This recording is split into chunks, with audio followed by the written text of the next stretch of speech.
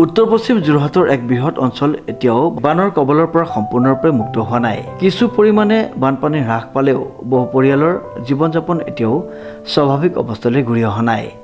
ঘৰ-বাৰী, আচবাব, দৈনন্দিন ব্যৱহাৰিক সামগ্ৰীকে ধৰি বহু মূল্যৱান সম্পত্তি বোকা আৰু পলসৰ মাজত আবদ্ধ হৈ আছে। ফলত বানপীড়িত লোকসকলে এতিয়াও নানান সমস্যাৰ সন্মুখীন হ'বলগীয়া হৈছে। বিশুদ্ধ খোৱাপানী, খাদ্য সামগ্ৰী আৰু নিত্য প্ৰয়োজনীয় বস্তুৰ অভাৱত বহু পৰিয়াল দুৰ্ভোগ ভুগিছে। এনে কঠিন সময়ত বানাক্ৰান্ত লোকসকলৰ কাষত সহায়ৰ হাত আগবঢ়াইছে শতভিক্ষা কনষ্ট্ৰাকশ্যনে। প্ৰতিষ্ঠানটোৱে উত্তৰ পশ্চিম যোৰহাটৰ এলেংমৰা, শোলমৰাকে ধৰি কেইবাটাও বানপীড়িত অঞ্চলত উপস্থিত হৈ খাদ্য সামগ্ৰী আৰু অন্যান্য প্ৰয়োজনীয় সামগ্ৰী বিতৰণ কৰে।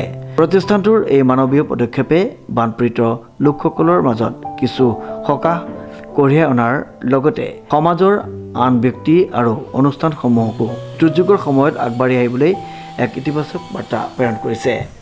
আজি আমি যোৰহাটৰ যি বানপীড়িত অঞ্চল তাৰ 8খনমান প্ৰায় গাঁৱত শোলমৰা, এলেংমৰা আৰু আমাৰ ককাইখঙীয়া এই গোটেই গাঁওখিনিতে প্ৰায় 2000মান অধিক পৰিয়ালক বিশুদ্ধ খোৱাপানীৰ লগতে খাদ্যবস্তু বিতৰণ কৰিছোঁ। আমাৰ ফালৰ পৰা এই প্ৰচেষ্টা আমি প্ৰায় 3-4 দিন ধৰি চলাই আছোঁ আৰু অনাগত দিনখিনিতো আমি শিৱসাগৰৰ বিভিন্ন অঞ্চললৈ যোৱাৰ প্ৰস্তুতি চলাইছোঁ।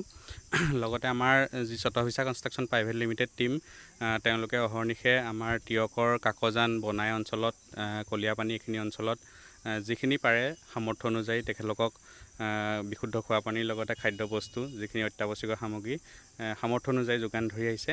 সেই হিচাপত ময়ো অনুৰোধ জনাওঁ আমাৰ টীমৰ লগতে আৰু যোনখিনি লোকৰ সামৰ্থ্য অনুযায়ী তেওঁলোকক এতিয়া এই বিপদৰ সময়ত সহায় কৰক, এইখিনি ক'বলগীয়া। শ্ৰীমন্ত মাধৱ বৰুৱাৰ ৰিপৰ্ট, নিউজ নাও।